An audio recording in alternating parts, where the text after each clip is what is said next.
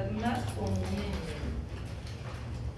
en los niños y en los adultos mayores, que son las diarreas. Las diarreas agudas infecciosas. La mayoría de las diarreas están provocadas por esta bacteria que se conoce como Escherichia coli. Si hacemos un estudio de la diarrea aguda, las podemos clasificar en dos tipos: la acuosa, que es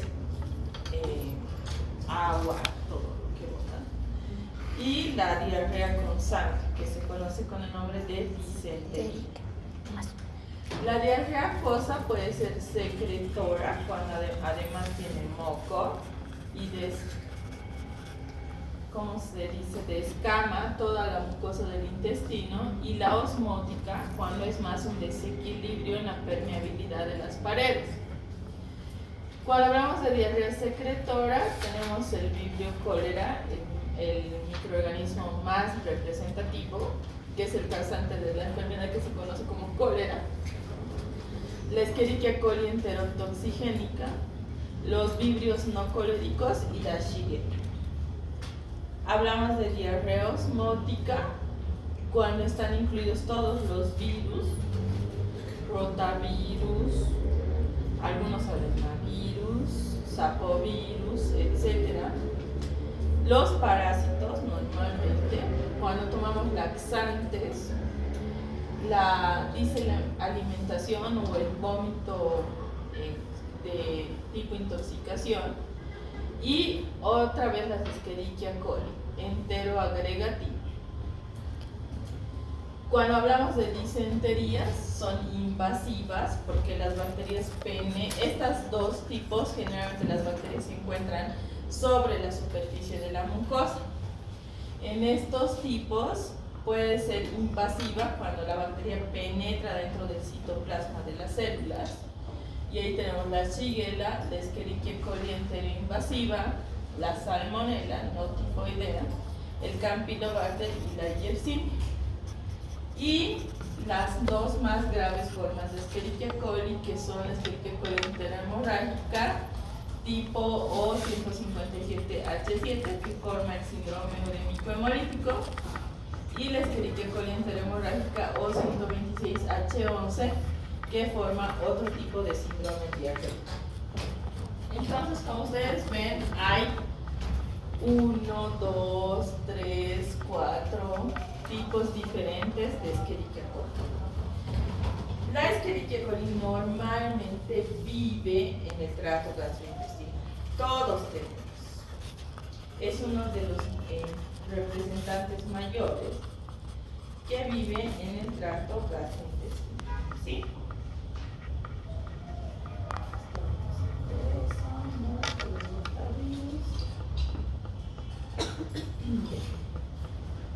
La diarrea causada por Escherichia coli es lo que a nosotros nos interesa estudiar. Hemos dicho que la Escherichia coli vive normalmente en el tracto gastrointestinal, y ustedes han debido ver o escuchar que esta bacteria es muy frecuente en las infecciones urinarias. Entonces, esta bacteria normalmente vive en todo el tracto gastrointestinal, intestino delgado, grueso, colon, pero se divide en diferentes patotipos, que se llaman.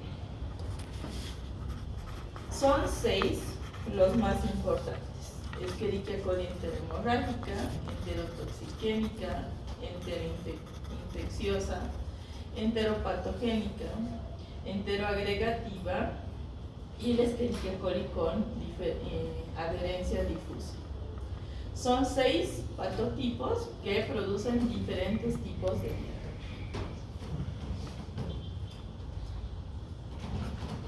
La más importante o la más común es la Escherichia coli enterotoxigénica. Esta Escherichia coli es una bacteria que circula normalmente entre las personas unas a otras. Sin embargo, produce infección que se le denomina diarrea del viajero. ¿Qué significa? Ustedes han debido ver que muchas personas extranjeras que vienen a Bolivia, Perú o Chile Haití, algunos países donde el agua potable y el sistema de alcantarillado no son tan adecuados y hay bajo cultura de lavado de manos. Vienen y lo primero que hacen es comer tucumanas, salteñas, en la calle, a las horas diarrea, ¿sí? O tomar agua del grifo, cosa que nosotros no hacemos, pero en otros países es normal agarrar el grifo, abrir y tomar, ¿no? Allá tomar agua. ¿Y qué pasa? Diarrea. Pero si nosotros que vivimos aquí hacemos lo mismo, no nos da diarrea. ¿Por qué? Porque ese patotipo ya lo tenemos en nuestro organismo, ya nosotros no nos produce patología.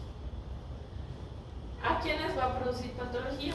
Personas que cambian de lugar de convivencia o por turismo viajan, niños pequeños y adultos mayores.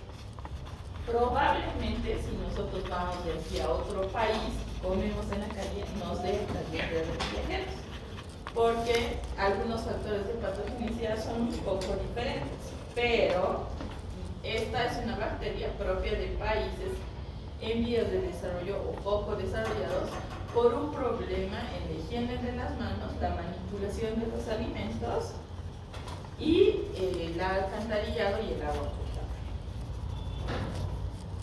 Normalmente se da en personas que vienen de países industrializados a países subdesarrollados. El único reservorio es el hombre. Entonces, ¿qué significa? Que si me he contagiado la manipulación de los alimentos y el alcantarillado y el agua potable. Normalmente se da en personas que vienen de países industrializados a países subdesarrollados. El único reservorio es el hombre. Entonces, ¿qué significa? Que si me he contagiado de esta enfermedad, necesariamente es que una persona ha manipulado algo que yo me he tragado y me ha dado diarrea, porque la vía de ingreso es el consumo de alimentos contaminados y agua no hervida o no potabilizada, no esterilizada. El cuadro clínico es variado porque va desde la gravedad de una enfermedad colérica hasta una disentería. Puede empezar por diarrea acuosa, profusa, es decir, que vamos al baño cada rato, hacemos agua, agua, agua, pero no hay moco ni sangre y se acompaña de dolor abdominal de tipo cólico. La constante eliminación de agua en el baño hace que nos deshidratemos y nos pueda dar un shock hipovolémico. Lo que se trata en primera instancia es la deshidratación, con sales de rehidratación oral, y la compensación de líquidos, ya sea por vía endovenosa o vía oral. Normalmente tardamos en identificar el patotipo y lo único que hacemos es un tratamiento sintomático, es decir, compensar la deshidratación. Nada más, con eso la diarrea se controla. Pero si llegamos a identificar de manera rápida la bacteria, lo que tenemos que hacer es tratamiento antibiótico. Ahora, no todas las diarreas se tratan con antibióticos, porque al dar antibiótico barremos la flora microbiana y podemos empeorar la diarrea. Entonces hay que identificar bien al patotipo para dar el tratamiento. Luego tenemos Escherichia coli enterohemorrágica. La Escherichia coli enterohemorrágica, como su nombre lo dice, es una bacteria que produce disentería, por eso enterohemorrágica. El serotipo O157H7 es el más conocido en el mundo entero porque produce una diarrea que además se complica con lo que llamamos síndrome urémico hemolítico, que significa que la bacteria puede llegar a las articulaciones, a los riñones, destruir los glóbulos rojos y provocar una enfermedad sistémica. Esta bacteria produce una toxina que se conoce con el nombre de verotoxina, está ahí, V de Bélgica, y se ha identificado por primera vez en Estados Unidos en pacientes que tenían una enfermedad que se llamaba colitis pseudomembranosa o colitis hemorrágica, que significa que el paciente hacía diarrea con bastante moco y sanguinolento. Existen diferentes agentes infecciosos, pero el más conocido es el O157H7. O es por antígeno somático, que es por la pared bacteriana, y H es por el antígeno flagelar, que tienen las especies pobres. Entonces hay antígeno somático 1, 2, 3, 4, 5, 6, infinito, y antígeno flagelar 1, 2, 3. Entonces se combinan y producen este tipo de células. El principal reservorio de este patotipo es el ganado vacuno, es decir, normalmente podemos adquirirlo por ingestión de carne cruda o mal cocida o molida mal cocinada. Entonces se transmite de persona a persona. Comemos alimentos contaminados y en la manipulación del ordeño, la leche o el agua que no está bien sanitizada. Tiene un periodo de incubación de 3 a 8 días y lo que hace es que en niños menores de 5 años produce una hipocloritis, que significa que con la diarrea se eliminan mayor cantidad de iones de cloro, y en niños pequeños esto produce una enfermedad séptica muy rápida. Tenemos 3 tipos de presentaciones: el portador asintomático, que son las personas comunes como nosotros, que podemos tener a la bacteria pero no tenemos síntomas; las personas que tienen una diarrea común sin sangre, que no es grave; y las personas que tienen una diarrea con sangre, como es la disentería. Esto es un poco peligroso porque al provocar descamación de la mucosa, adelgaza la mucosa del tracto gastrointestinal y puede producir perforación de la misma. No solamente perforación, sino matar al tejido, y lo que nosotros, aparte de eliminar la bacteria, tenemos que hacer una resección del intestino para sacar ese tejido muerto y que no provoque mayor complicaciones en las personas. Otra complicación es lo que les he dicho, el síndrome urémico hemolítico, que significa que al ir la bacteria o su toxina en realidad al colonizar el riñón, produce una destrucción de los glomérulos, por tanto la persona tiene insuficiencia renal aguda. Y la misma toxina destruye los glóbulos rojos, lo que hace es incrementar las bilirrubinas en la sangre y se puede volver ictérica.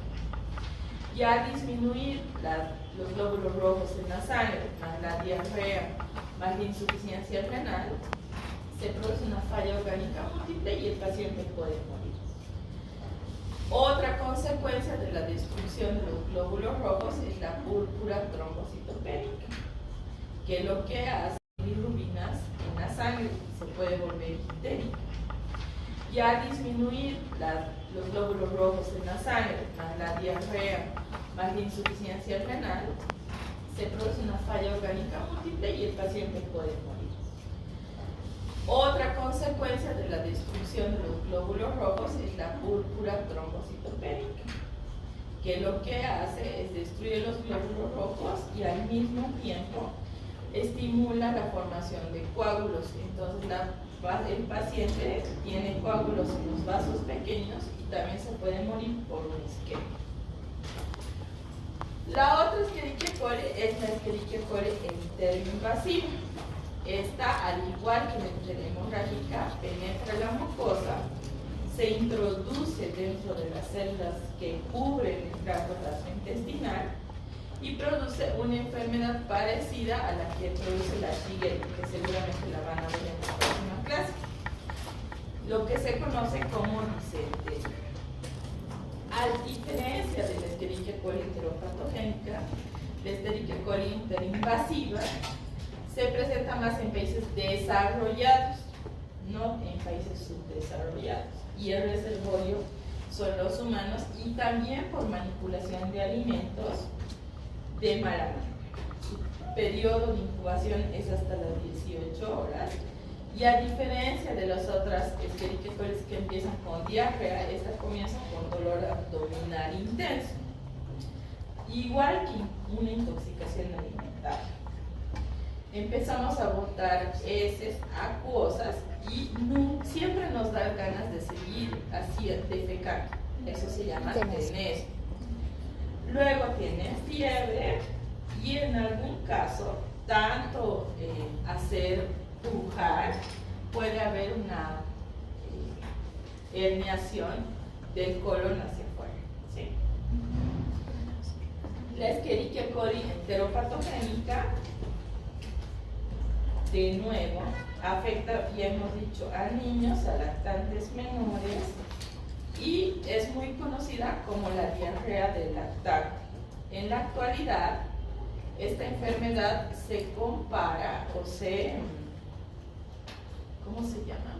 Se confunde con la intolerancia a la lactosa. Ustedes saben que de un tiempo a esta parte han aparecido muchos síndromes diarreicos que provocan una investigación más profunda. Por ejemplo, los intolerantes a la lactosa, los intolerantes al gluten, ¿sí? Que son niños pequeños que todo el tiempo están con diarrea y hasta no saber la causa tienen que hacer varios estudios. Esta diarrea de los lactantes se confunde con intolerancia a la lactosa y al gluten y solamente se identifica por biología molecular.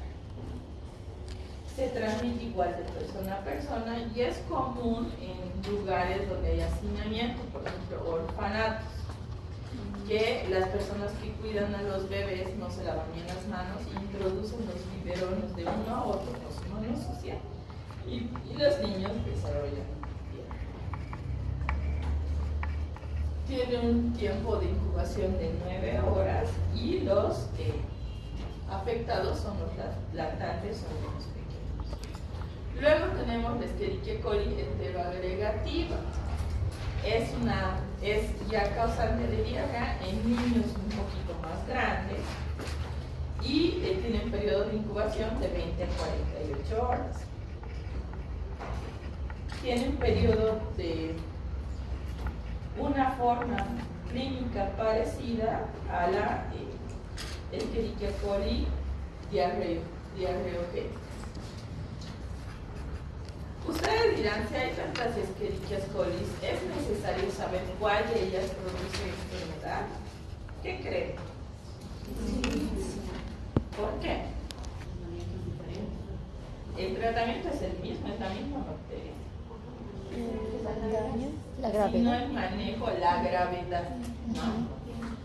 Muchas veces en los cultivos sale Escherichia coli, pero para saber el serotipo o el patotipo tenemos que hacer otras pruebas que son caras. Pero ahora, gracias al COVID, lo único bueno que nos ha traído el COVID es la que hemos migrado a la biología molecular. La biología molecular nos da un diagnóstico rapidísimo.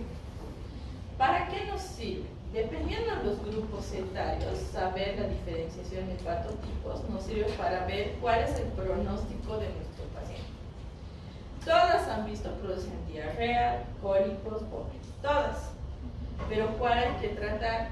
Siempre se tratan las disenterías. Pase lo que pase, antibióticos. Para ver si pueden hacer consecuencias graves, como la Escherichia coli enterohemorrágica, que llega a un síndrome urétrico hemolítico. Pero la base es que todos producen diarrea. Esta Escherichia coli diarreogénica igual se encuentra en el hombre y produce diarrea con dolor abdominal. ¿Y cómo hacemos el diagnóstico entonces? Muestra que necesitamos heces fecales. Podemos hacer cultivo y sabemos así que es Escherichia coli. No hay un medio de cultivo que diferencie los serotipos. ¿Qué hacemos para identificar los serotipos? Biología molecular. Una vez que hacemos, orientamos el tratamiento a un tipo de antibiótico. Si el paciente está muy deshidratado, inmediatamente empezamos antibióticos, internación y seguimiento. ¿Sí? Y nos sirve para saber epidemiológicamente cuáles son las bacterias que se encuentran circulando en nuestro medio. Nada más. Es cortita la receta.